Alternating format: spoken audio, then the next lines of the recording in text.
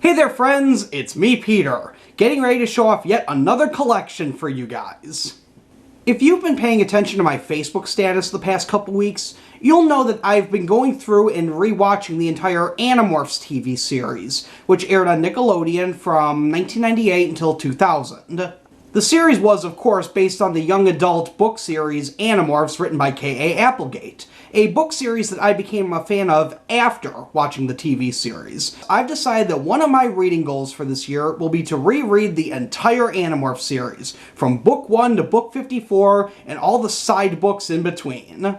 So to prepare for that, I've had my parents send me every single Animorphs book that my family owned. There's just one problem. I do not have a complete collection of Animorphs books. At one point, my collection even included books that I don't have with me now that are either lost somewhere in my parents' basement or, according to my mom, may have gotten destroyed in a flood. So unfortunately, I have to go and complete my collection, which, quite honestly, wasn't complete to begin with, but that's okay. With the help of used book websites and used book sales, I can surely achieve my goals.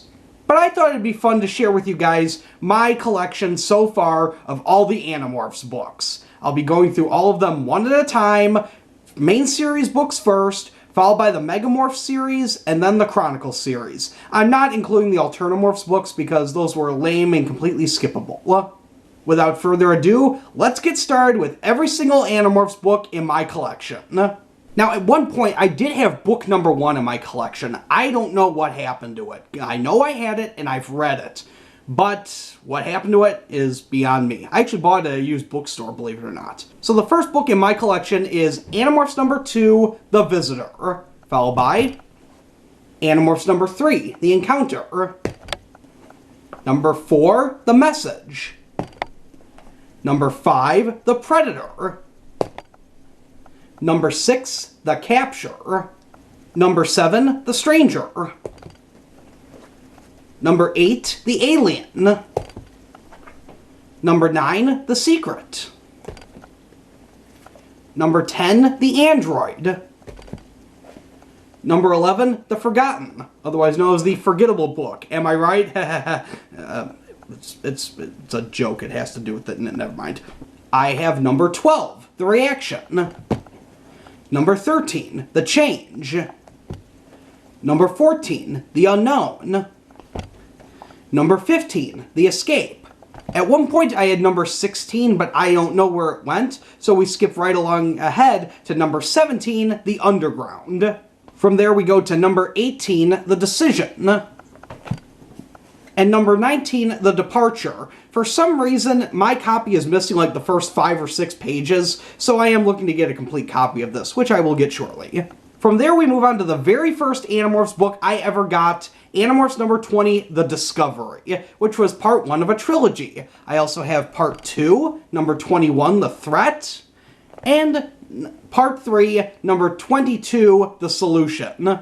Now, it was at this point that I actually started buying Animorphs books regularly as they got released, starting with number 23, The Pretender, number 24, The Suspicion, number 25, The Extreme, number 26, The Attack. Oddly enough, I remember reading this at my elementary school when my sister was having a Girl Scout Club meeting. I don't know why I remember that, I just do.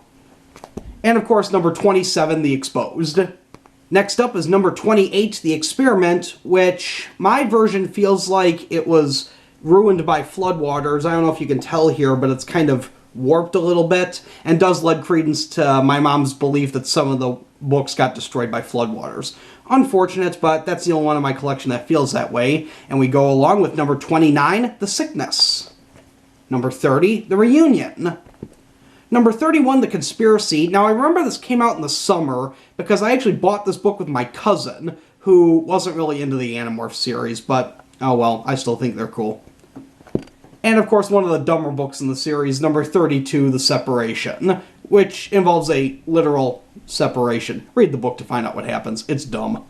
Now, for some reason, around this point in the book's release cycle, I started getting bored with them, but I didn't stop buying them, starting with number 33, The Illusion, number 34, The Prophecy, number 35, The Proposal, number 36, The Mutation, And number 37, The Weakness, which I actually didn't buy till like 3 years after the series ended because I was trying to complete my collection. So I didn't actually buy this when it came out.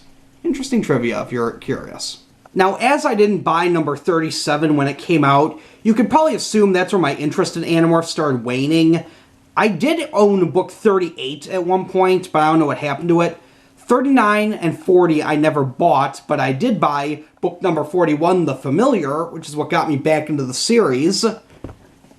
42, The Journey, which I didn't buy when it came out, but I bought a couple years later.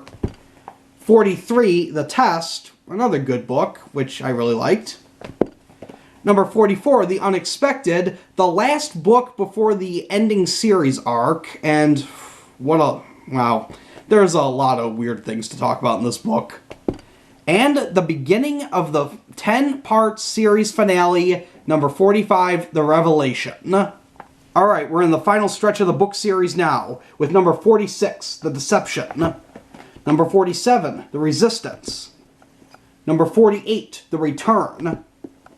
Number 49, The Diversion, which is probably one of the best books in the final arc. No spoilers here, but a lot of cool stuff happens in this book.